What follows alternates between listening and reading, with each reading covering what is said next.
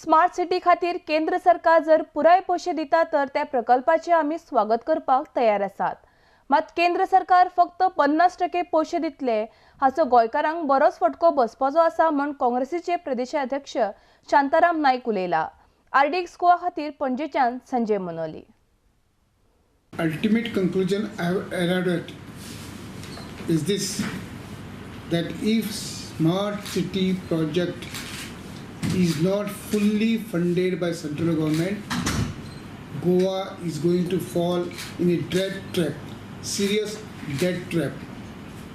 This is because it appears that we are going to get lot of funds for development of smart city. It is not so. The central government has taken burden only up to 50%. 50% will have to be borne by the state government. You raise it from any angle, take loans from financial institution, from PPP model or whatever it is.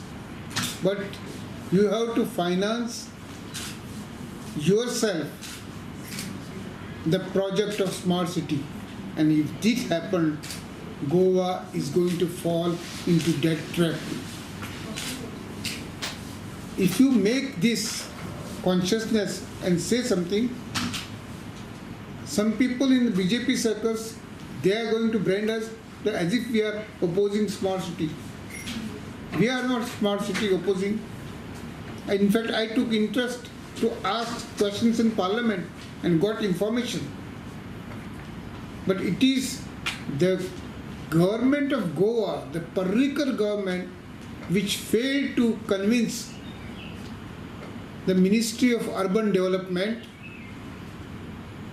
the need to have a smart city and follow the criteria given by them.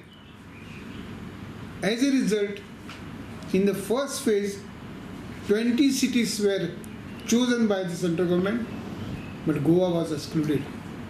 In spite of the fact that Mr. Parrikar was a very important union minister.